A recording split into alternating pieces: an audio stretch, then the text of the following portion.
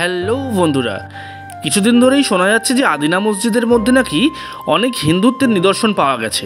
তা নিজের চোখে দেখার জন্যই চললাম আজকে আদিনা মসজিদের উদ্দেশ্যে।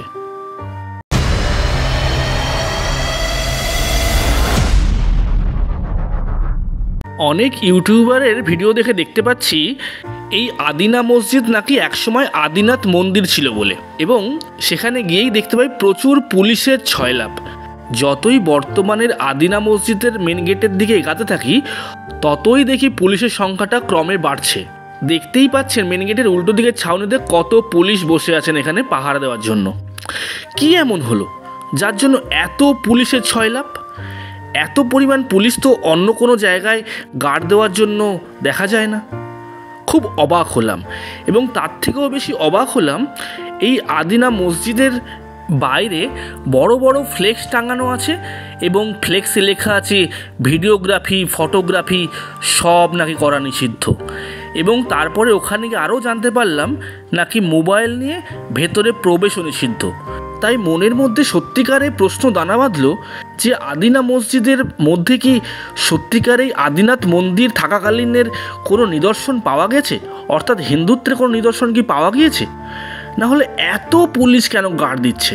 মালদার অন্যান্য হিস্টোরিক্যাল প্লেসগুলিতে এত রেস্ট্রিকশনস, এত পুলিশ তো দেখা যায় না।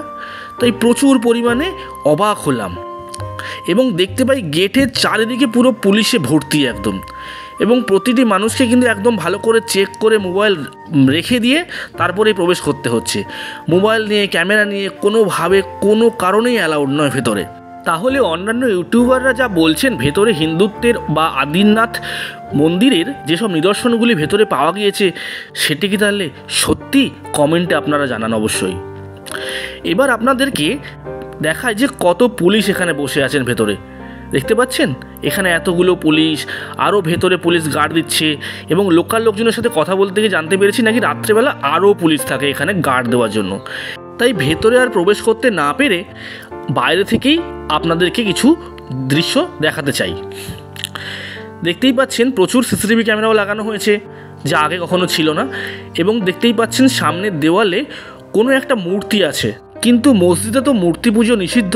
গুগল থেকে কিছু ফটো পেলাম এই মন্দিরের ভেতরের, যার মধ্যে শিবলিঙ্গ এবং শিবের গলায় থাকা সাপের চিহ্নও দেখতে পাচ্ছি দরজার একটি অংশে।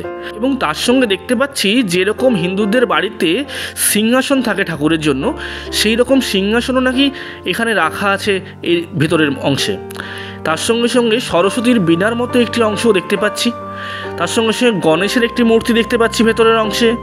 এবং তার সঙ্গে সঙ্গে আরও পুরীর বিভিন্ন মন্দিরে যেসব নিদর্শনগুলি দেওয়ালে দেখতে পাওয়া যায় সেই সব নিদর্শনগুলিও এই মন্দিরের বিভিন্ন অংশে কিন্তু খোদাই করা হয়ে আছে পাথরের মধ্যে।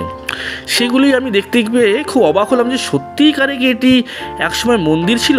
তাহলে কি রাম মন্দিরের মতো ঘটনা কি এখানেও জড়িত? আপনারা এটা নিয়ে কী মনে করেন তা আমাদেরকে অবশ্যই কমেন্টে কিন্তু আপনারা জানাতে ভুলবেন না। বাইরে থেকে এবার আদিনা মসজিদের বাইরের অংশগুলি আরও আপনাদেরকে এবার দেখাতে চলেছি, তাই দেখতে থাকুন পুরো ভিডিও, এবং আপনাদের মতামত অবশ্যই আমাদেরকে কমেন্ট করুন, এবং আপনারা জানান এটি একসময় মন্দির ছিল না মসজিদ ছিল।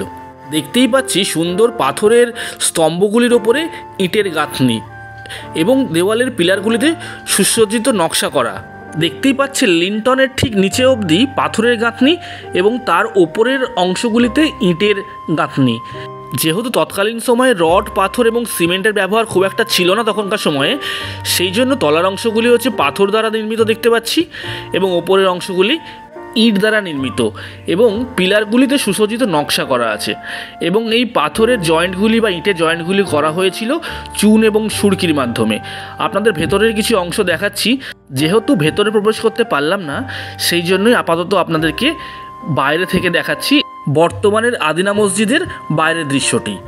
আপনাদের মতামত আমাদেরকে অবশ্যই কমেন্ট করে জানাবেন, এবং বিভিন্ন ধরনের ট্যুর সংক্রান্ত ইনফরমেশান পাওয়ার জন্য আমাদের চ্যানেলটি আপনারা সাবস্ক্রাইব করে রাখতে পারেন পরবর্তী আরও ভালো ভালো ভিডিও দেখার জন্য।